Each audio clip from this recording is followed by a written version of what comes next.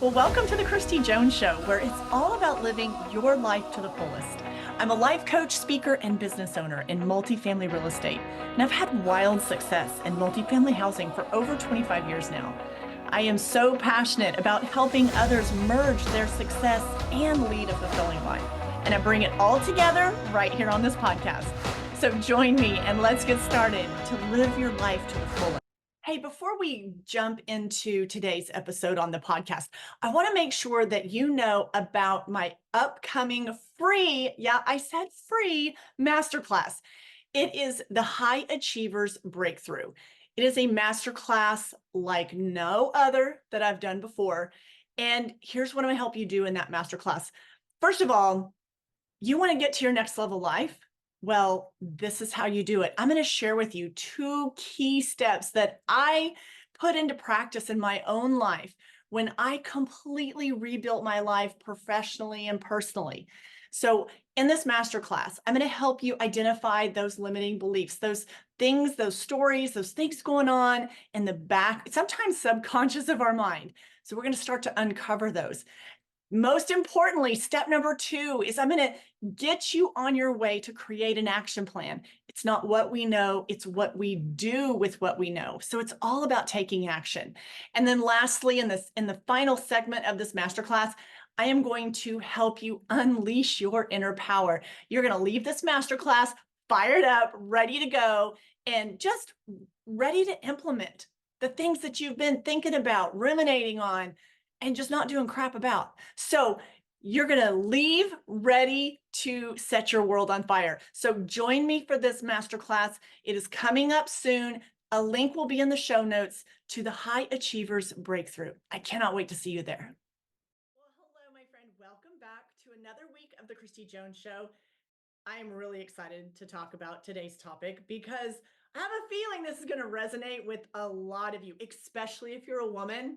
You're probably going to be raising your hand going, yeah, that's me. I can relate to this. I want to talk about worrying. If you're a worrywart out there, you want to listen to this entire episode. If you know someone that's a worrier, like a worry wart, as I like to call it, you need to send this episode to them. Like you just need to right now, before you've even listened to the whole thing, you just need to send it to them. This is going to really help you and give you some relief and some breathing space. And I'm going to give you some things to think about. And you're going to then say, man, I don't need to be such a worrier. Okay, so let's jump into it. Okay, so worrying. Worrying is, sometimes it's a learned behavior. Sometimes we're all just kind of wired a little differently. Okay, some people tend to worry more than others. And I know that a lot of females, a lot of you women, tend to fall in the category of being a worrier. Part of it is just sometimes, especially if you're a mom, if you're a parent, then you know what it's like to, I don't even have to give you the list. I just have to say, if you're a parent, a mom or a dad, then you know you have plenty of things that you could come up with to worry about. Am I right?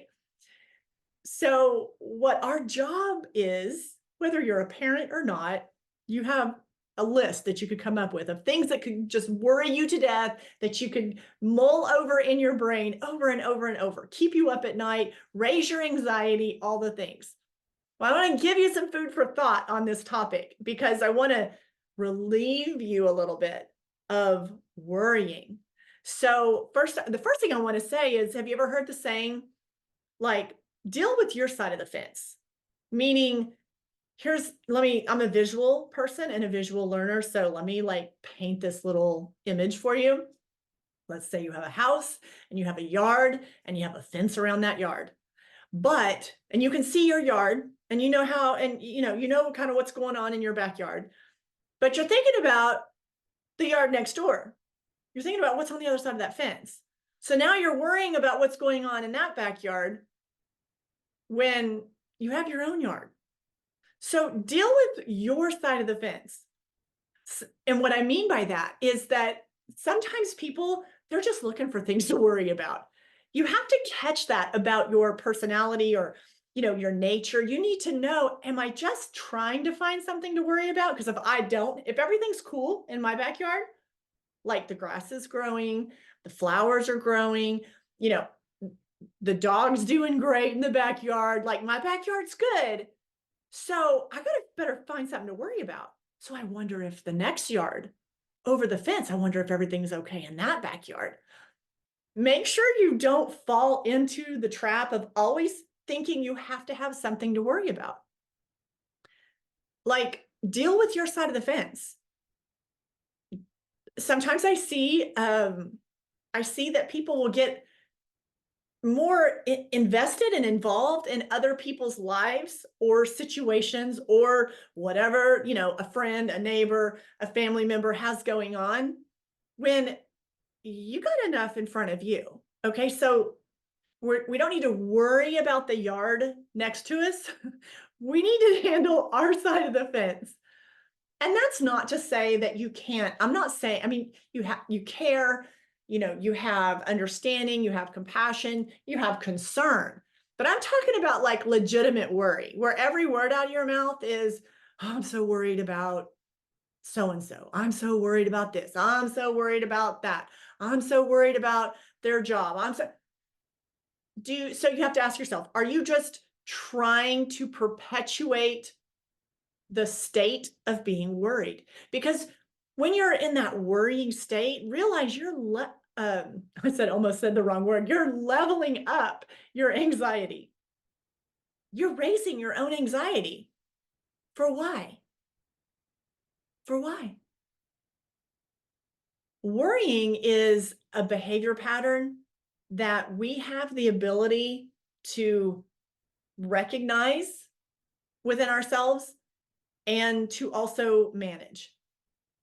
We have to learn ways to recognize it. And then worrying is not going to do you any good. It doesn't do your health any good. Like I said, it raises your anxiety. It's not going to make you feel less anxious. It's going to make you feel more anxious. And sometimes if you can't find anything in your own backyard to worry about, you'll go peer over the fence and say, well, everything's good today here, but maybe I should go look over the fence and there's something to worry about over there. So deal with your side of the fence, first of all. That's tip number one. Understand that worrying is not good for your mind, body, soul connection. Worrying, what that does to you internally in a constant state of worry. I'm not talking about like in the moment, like something comes up and we all have that like rise up, like we get worried about something, like, oh, a concern comes up. There's a healthy way to process that and to work through that. And then there's an unhealthy way to process it and work through it. And another way I like to describe worry is worry, drama, just constant, I call it like a constant feeling of turmoil. It doesn't have to be that way. But if that's always been your normal, then when things start to calm down a little bit, and then you're like, wait, this feels way too calm. I need to find something to worry about. I mean, there's a lot of reasons why that could be coming up for you. And it might just be like a casual pattern of yours. It might be something much more deeply rooted. A lot of times when there are histories of trauma and histories of, some really, really heavy stuff, things that you've already been through in the past, you can be in that constant state that where you're always being calm does not feel good to you. And there's definitely times that you need to, reach out for, professional help on that. I'm a huge advocate of mental health. And there's times to recognize that I need help in this, like talking to a therapist, getting a counselor, things like that. I'm talking not so much in that capacity. What I'm talking about here on the podcast today has to do with like I just call them the worry wards. They just want to worry about something all the time. So If that's you, just kind of do an inventory on yourself and be like, do I do that? Am I constantly like kind of worked up about something and looking for something to worry about? Because if you are, know that. And what I want you to know is that if you are a worrier, which is a hard word to say, honestly, without screwing up the word, if that's you, you have the capacity to dial that down and to not be a worrier. You don't have to be in a constant state of distress and worry and stressed out and oh my gosh. And I call it stirring up that drama feeling inside. That is a choice. You don't have to exist there. So, first of all, is self-awareness. Become aware if that is kind of your pattern. And then, well, you need to listen to this entire podcast because I'm going to share a couple other things that is definitely going to help you. But you want to work away from being a worrywart. It's making you tired. It is wearing you out. It is depleting your energy. And it's honestly distracting you from your own life, especially if you are worrying about other people and their lives. Trust me, you've got plenty going on with your own self that you could tend to, because all of us are works in progress.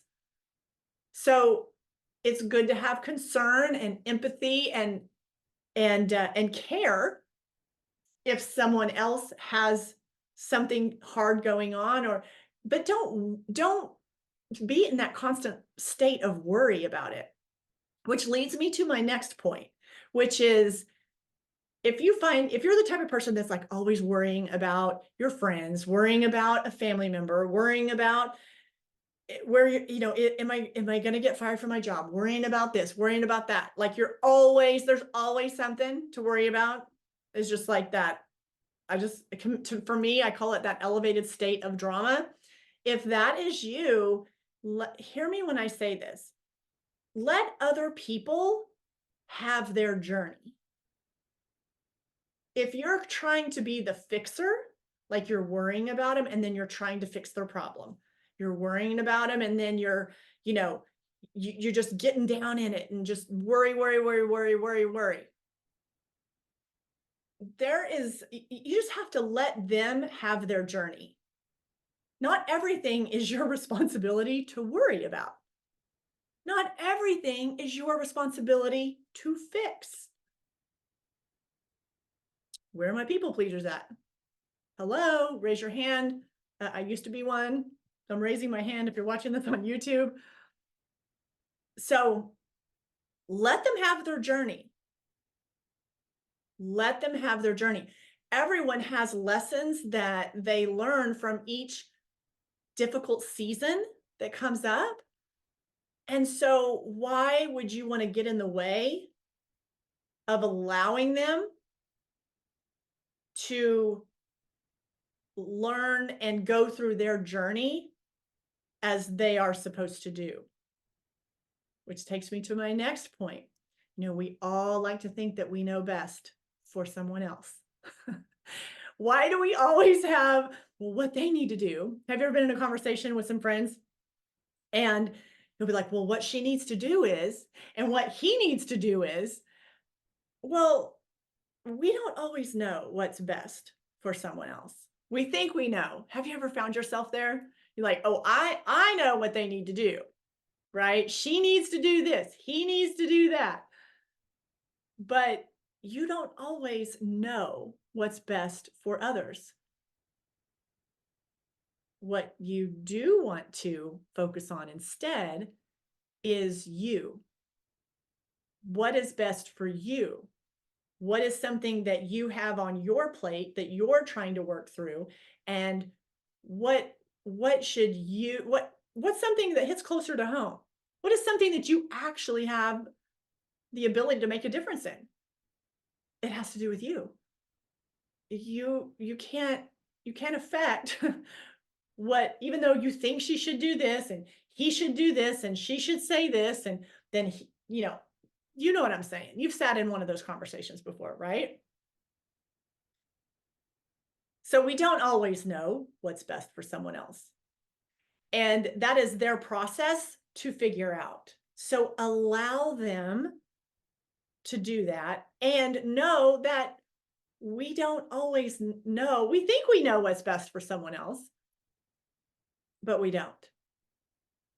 They, at the end of the day, need to determine what is whatever, if they're needing to make a decision or whatever it might be. They will know best. And we have to trust that. So recognize that we think we know best for other people. There's times, and it might just be like a season of your life, or what kind of hopefully you don't stay stuck in that your entire life. I do know that some people do, but it is really one that you kind of want to move through and realize that you don't always know what's best for someone else. And so you can, if they ask you for opinion, advice, you can give that. But at the end of the day, you probably don't know all the moving parts to the situation or the scenario. So we don't always know what's best for someone else. So stop worrying about it. Stop worrying about it. And this last point, I've had 4 points that I wanted to share with you today. This last point is really, it's really the most valuable thing that you can do when you're wanting to help somebody. You're worrying about someone you care about, their situation, or who it could literally applies to anything. The best thing that you can do for someone else, you're wanting to fix their problem, you're wanting to help them solve something, you're wanting to, whatever it might be, stop worrying about it. And the best way you can be of service to that person is to show up as the best version and the healed version of yourself. So let me say that again. When you're in a pattern of constantly worrying about other people, their situations, wanting to fix, wanting to advise, all the things, and you're in that worry mode, the best thing you can do for someone else is to show up as the healed version of yourself, to show up as the best version of yourself. That is going to be the most value that you can do to help someone instead of just sitting in that space of worry. So I hope this conversation brings to light maybe where you sit on, am I a worrier? Do I sit around and just fret and worry about things? Do I get too overly involved in other family members' lives and other friends' lives, that I'm just so caught up with all of it? And I just constantly, I just worry. Are they happy? Are they okay? Are they this? At some point, and this is something that I do in my own life, but you have the energy of there's the, when you're worried and just that, to me, it's just such a like a anxious, worrying type of feeling, and it doesn't feel good. So when it's that perpetual unnecessary worrying, that is a choice. You could continue to do that, and you can. By all means, you could do that your entire life if you wanted to. That's definitely an option. The other option is to trust. And for me, I use the word faith, but to have faith and to trust that it's in divine order, that all things are in divine order. And that automatically, when I focus on that, it automatically like dials down that level of anxiety and worry. And also to know that I'm just going to continually try to work on myself, to develop myself. to heal myself, to show up as the best version of myself so that then I can be of most service to others, to the one that I sometimes worry about. But that does no good. But if I can show up as the best version of myself when we're together, when I'm spending time with that person, that is going to be the most benefit. So think about that in your own life and for yourself. And I hope this conversation kind of like when you put a kettle of water, like if you're going to have hot tea and you put tea on the stove and that kettle and that water starts boiling and the pressure and the pressure and the pressure. And then finally you just like, then it boils and it makes the noise. Well, you can get like that too. You know, you worry, then you find more things to worry about, then you find more people to worry about. And then this scenario, and then worry about money, worry about this, worry about relationships. Worry always will win and wear you out. And it's just not a productive emotion to have. It's a choice. It's an emotion you can choose to have, but it doesn't end up having that feeling of peace and calm at the end of it. It's chaos, it's drama, it's anxiety, and you probably don't want more of that in your world. So take a look at like where you are on the worry meter, as I like to say. Where do you fall on that? And what could you do to bring more self-awareness to that? And are you trying to worry about too many things that you have absolutely no input or control about?